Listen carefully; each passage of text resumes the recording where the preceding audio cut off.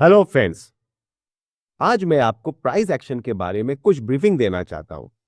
पर उससे पहले मैंने अपना ट्रेडिंग जर्नी कैसे स्टार्ट किया और कैसे मैंने प्राइस एक्शन स्ट्रेटेजी को फॉलो करना स्टार्ट किया, उसके बारे में कुछ आपको बताना चाहता हूं। जब मैंने स्टार्ट किया उस समय मेरे मन में काफी सवाल थे। मैंने काफी रिसर्च किया, बुक्स, इंटरनेट, यूट्यूब में कितने सारे सेटअप्स का टिप्स मिला। आप फलाना फलाना इंडिकेटर्स यूज करिए, आपका इतना प्रॉफिट होगा। आप ये स्ट्रैटेजी फॉलो करिए, आपका इतना प्रॉफिट होगा।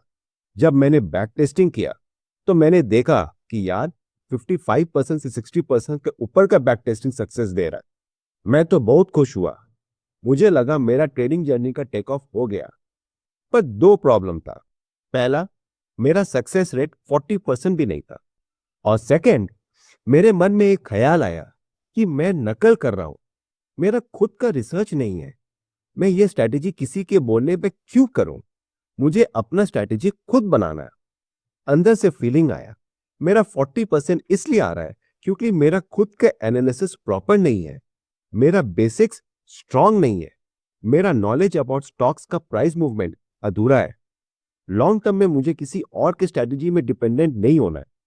जिस दिन मैंने ये सोचा, विश्वास कीजिए मेरा थॉट प्रोसेस चेंज हो गया। मेरे क्वेश्चंस चेंज हो गए। पहले मेरा सर्च सिर्फ और सिर्फ इंडिकेटर के ऊपर था और सेटअप पे था, जो कोई इंटरनेट या फिर किसी बुक्स में लिखा हुआ था। अब मेरा सर्च था मार्केट के बेसिक्स और मार्केट के स्ट्रक्चर के बारे में। मार्केट का प्राइस मूवमेंट जो हो रहा है वो क्यों हो रहा है, इसके पीछे का लॉजिक क्या है। अगर मुझे ये मालूम हो गया तो मैं अपना स्ट्रैटेजी खुद बना सकता हूं। मैं अपना एंट्री और स्टॉप लॉस का लॉजिक खुद डिटरमाइन कर सकता हूं। जो मैंने रिसर्च किया उससे मुझे मालूम हुआ कि स्टॉक एनालिसिस में दो विंग्स है, price action and technical indicators. कुछ टेक्निकल इंडिकेटर्स लैगिंग है और कुछ एक लीडिंग है।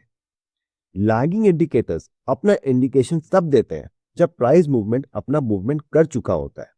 लीडिंग इंडिकेटर्स वो होते हैं जो आपको एक हिंट देता है कि मार्केट अभी शायद ये कर सकता है। पर प्राइस एक्शंस पूरा का पूरा रियल टाइम है। मैं टेक्निकल इंडिकेटर्स को अंडरमाइन या क्रिटिसाइज नहीं कर रहा हूं, बस मुझे लगा कि मेरा जजमेंट इंडिकेटर के ऊपर डिपेंडेंट है, जबकि मेरा डिसीजंस मेरे जजमेंट पर होना चाहिए। मैं जब प्राइस एक्शन के ऊपर रिसर्च किया तो मुझे इंफॉर्मेशन काफी बिट्स एंड पीसेस में मिले। पहले पहले तो मुझे सिर्फ कैंडलस्टिक पैटर्न्स और चार्ट पैटर्न्स ही दिखे। मन में ख्याल आया कि ये क्या है, इस पैटर्न्स के पीछे कुछ तो लॉजिक होगा। एक formal and structured knowledge base about price actions नहीं मिला। मैंने काफी रिसर्च से इस प्राइस एक्शन का नॉलेज बेस को स्ट्रक्चर किया और अपने लिए काफी सारा प्रॉफिटेबल स्ट्रैटेजी बना लिया। जब मैंने प्राइस एक्शन पर रिसर्च किया तो एक चीज मुझे सब जगह कॉमन मिली कि प्राइस एक्शन का लॉजिक एकदम डेफिनेट नहीं है।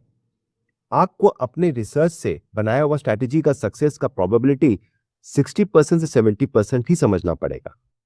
पर प्राइस एक्शन का ब्यूटी यह है कि आप 60% प्रोबेबिलिटी से भी आप 80 टू 85% तक का प्रॉफिटेबल ट्रेड ले सकते हैं। थोड़ा कंफ्यूजिंग लगा? ये कंफ्यूजन दूर करने से पहले मैं आपको एक महान टेनिस प्लेयर के बारे में कुछ बताना चाहता हूं। उस प्लेयर का नाम है रॉजर फेडरर। हम सबको मालूम है उसके बारे में। Only male players to win 20 grand slam singles. उसने आज तक 82% मैच जीते अपने कैरियर में। पर उन्होंने आज तक सिर्फ 54% पॉइंट्स ही जीते हैं। कैसे? मैंने तो रिसर्च किया और सच मानिए इसका आंसर भी लिखा था आपको बताने के लिए। पर मुझे लगा ट्रेडिंग में कुछ भी थाली में परोस कर नहीं मिलता। आप इस पर खुद से रिसर्च करिए और समझिए उसने कैसे किया। जब आप खुद से रिसर्च करेंगे तब ज्यादा अच्छा से समझ पाएंगे। आप भी 60% प्रोबेबिलिटी से 80% ट्रेडिंग सक्सेस रेट कमा सकते हैं। यही है ब्यूटी प्राइस एक्शन का। अगर आपका स्ट्रेटेजी फेल हुआ भी तब भी आप बैकअप स्ट्रेटेजी से आप स्मॉल प्रॉफिट कमा सकते हैं या फिर लॉस अवॉइड कर सकते हैं, क्योंकि प्राइस एक्शन से आपको मालूम होगा प्राइस के चाल के बारे में। अगर वो आपके हिसाब से गया तब तो ठीक है, और अगर नहीं गया तो आप पता कर सकते हैं कि प्राइस का नेक्स्ट मूव क्या हो सकता है। ये स्लाइड में आप देखिए कैसे प्राइस एक्शन के थ्रू एक ट्रेडर अपना स्टॉप लॉस डिटरमाइन किया, उसने धैर्य रखा और वो ट्रेडर सिनेरियो 1 में लॉस अवॉइड कर लिया, सिनेरियो 2 में स्मॉल प्रॉफिट कमा लिया और एक्सपीरियंस ट्रेडर्स ने तो सिनेरियो 3 में अच्छा प्रॉफिट कमा लिया। 3 ट्रेडर्स 3 सिनेरियो में अलग अलग लेवल में। ये है ब्यूटी प्राइस एक्शन का। इन कमिंग वीडियोस में आपको इन सब के बारे में इन डेप्थ नॉलेज देता रहूंगा। ये तो सिर्फ एक टिप ऑफ आइसबर्ग है, छोटा सा एग्जांपल है। With lot of practice and hard work इस मुकाम तक आ सकते हैं। माइंड को थोड़ा फ्लेक्सिबल और अलर्ट रखना पड़ेगा और प्राइस एक्शन में भरोसा।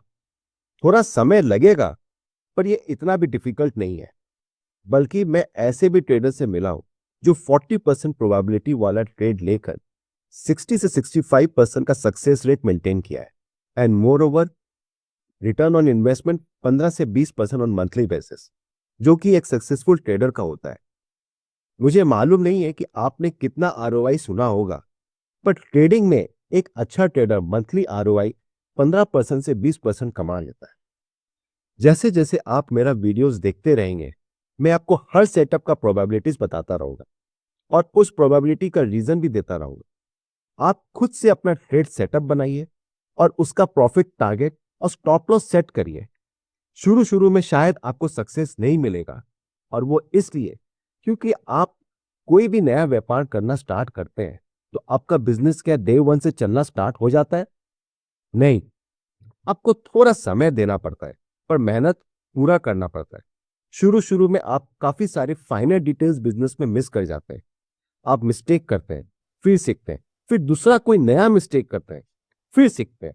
आप जितना जल्दी अपने मिस्टेक से सीखेंगे, आप बिजनेस में उतना जल्दी सक्सेस का सीढ़ी चढ़ पाएंगे। इन सिमिलर फैशंस ट्रेडिंग भी एक व्यापार है, और ट्रेडिंग में भी हो सकता है आपका ट्रेड जैसा आप सोचे वैसा नहीं जाए, पर आप कोशिश करते रहिए। अपने स्ट्रैटेजीज को बैक टेस्ट करिए। आपका ट्रेड क्यों लॉस में गया, उसका रीजन को खोजिए। प्राइस एक्शन में कोई भी इंफॉर्मेशन मामूली नहीं होता है। हो सकता है आपने कोई इंफॉर्मेशन मिस किया हो, या फिर आपने सोचा है कि ये इररिलेवेंट है। कहां पर चूक हुई, फाइंड आउट करिए। ट्रेड जर्नल जरूर मेंटेन करें और हर ट्रेड को एनालाइज करें। उसके लिए चाहे आपको एक आधा ट्रेड कम लेना पड़े, परवाह नहीं, पर एनालिसिस हर ट्रेड को करिए।